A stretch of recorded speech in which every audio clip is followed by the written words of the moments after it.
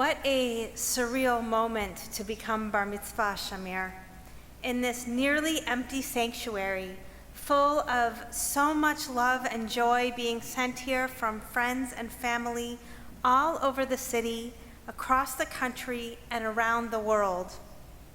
If the RSVPs for this morning's service are accurate, we have at least 700 people with us right now. And Daniel and I want to thank all of you for sharing this important day in the life of our family and our community. We feel you, even though we cannot see you. I also want to thank Daniel for ceding his pulpit to me this morning. I am grateful for the opportunity to teach on such a momentous occasion and at such a critical juncture in the history of our nation. One night, when Shamir was quite young, I went to put him to bed and found him feeling scared, alone in the almost dark.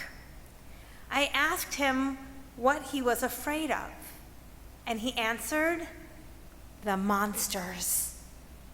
In an effort to probe a little deeper and hopefully to quell his anxiety, I asked him, "What do the monsters look like?" And without missing a beat, he answered, "I haven't made that part up yet."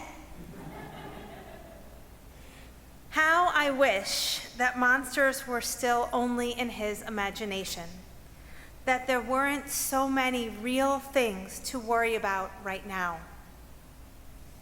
We are 10 days before the election, standing on the precipice between what was and is and what will be. The trepidation in the air is palpable. The fear and anxiety and despair over the state of our country is overwhelming. And the questions we are asking about what it means to be human, about good and evil, about life and death, are complex and critical. There are, sadly, monstrous realities and possibilities worthy of our actual anxiety. This morning, we read part of the story of Noah and his ark. Usually, we try to pretty up this story, singing about animals going 2 by 2 onto the ark, about the dove with its olive branch, and about the rainbow that accompanies God's promise never to destroy the world again. But actually, Noah's ark is a disturbing story. It only takes a few chapters in Genesis to go from the creation of the world to its destruction, from the promise of humanity to its utter demise. The story of Noah is a painful narrative, with a hopeful ending to be sure. But the rainbow doesn't erase the story's excruciating losses, nor God's heartbreaking conclusion that humanity could not heal itself. Just before God tells Noah to build the ark, we read in the Torah, "Vayinachem Adonai ki asa et ha'adam ba'aretz, v'yit'atzev al libo." And Adonai regretted having made humanity on earth, and God's heart was saddened. Looking at the deteriorating state of our world over the last many months and years, I have wondered whether God is once again regretting having made humanity. Is God's heart saddened again? By promising never to destroy the world again after the flood, God gave up any sort of divine veto power over our existence. God placed the world and its future in our hands. So what then, I ask, do we do when, despite our best intentions and actions, it feels so difficult to make good on the opportunity we have been given, to create the future we so desire for ourselves and our children? What do we do when too much power rests with too few people who have too little regard for human life and human dignity. What do we do when so much feels out of our control, but we know it is up to us to make life better for all? First, I think, we learn from God's example and give ourselves permission to pause and grieve for what has been lost. God's heart was saddened because humanity had lost its way, because we had squandered the great potential God invested in us by creating us in God's very own image. These days, many of us find ourselves in a similar place, lost, grieving for the gaps between our ideals and our reality, between the way things are and the way we want them to be.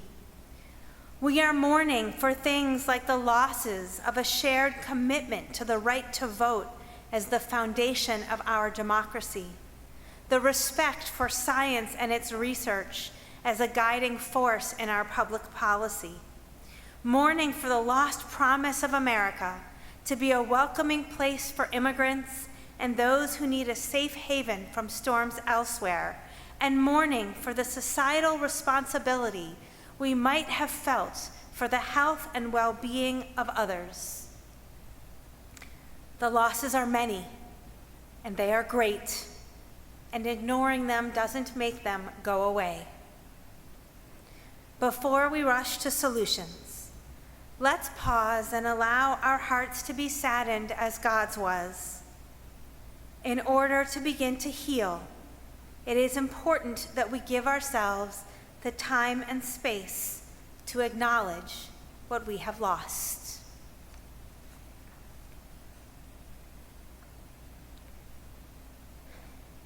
And then, what comes next? Surely, voting is the most immediate action we need to take. As the late, great John Lewis said, "My dear friends, your vote is precious, almost sacred. It is the most powerful, nonviolent tool we have to create a more perfect union." We are now 10 days before arguably the most important election in the history of our country. If you have not done so yet, cast your vote. Encourage everyone you know to do the same, and find ways to help those who may experience barriers to voting. Speak up, be heard, and be counted. Beyond that, though, I don't want to be Pollyannish by suggesting any easy answers about what to do in the face of such daunting challenges. The path from November 3rd to January 20th is uncertain and cluttered with potential disasters. And even after that is settled, however it is settled, the difficulties of our day will loom big in front of us. Though some things, some significant things, may be easier, we will still have to figure out how to live in a world where the problems often feel too big and we too small. What are we to do?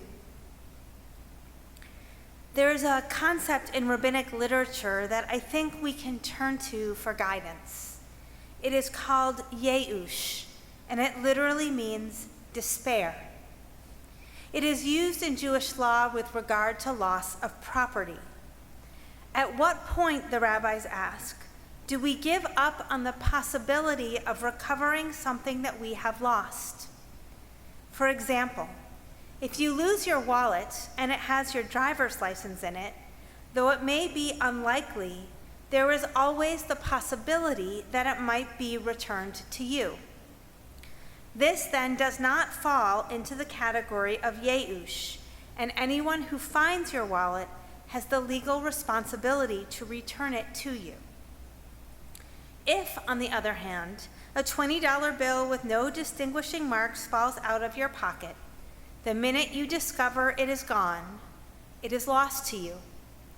And when you have done yeush, despaired over the impossibility of its return, Whoever finds it is legally allowed to keep it. So what does this mean for us? How might this idea help guide us to action in our world today?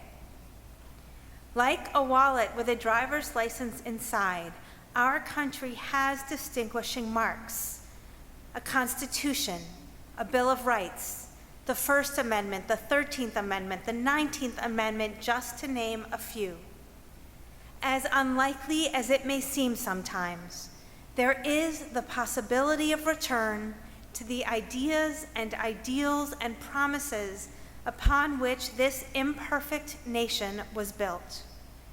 And that possibility prohibits us from doing yeush, from giving up, from despairing over the impossibility of its recovery. Here's the thing, I'm not talking about hope. Of course, we all hope that things will get better. I'm not asking whether you believe, I'm asking whether you believe that they actually will. Not a passive belief, but a deep belief that instills within you the will to act in its pursuit. There is a marvelous discussion in the Talmud where the rabbis identify 4 questions we might be asked at the gates of heaven. One of them is this: Tzipita lishua. Did you expect redemption? Not did you wait around for redemption to come, not even did you work to bring it about, but did you believe that it was possible?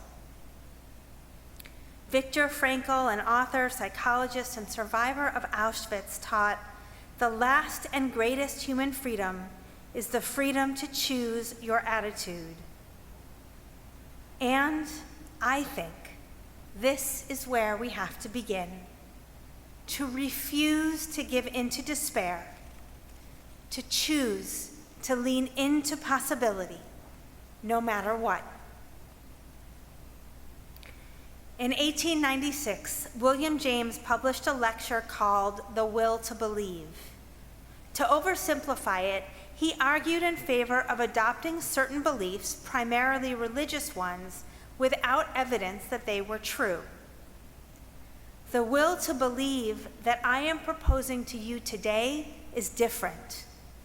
We have prior experiences that show us that we can put trauma in the rearview mirror and move forward into better days.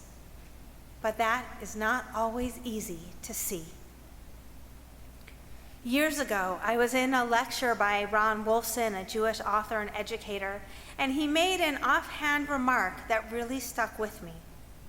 He was reflecting on how small children shed the biggest tears over what we perceive to be the littlest things, a lollipop dropping on the ground, for example. He said that their despair is so great because they don't have enough experience yet in life to know that there will be other lollipops.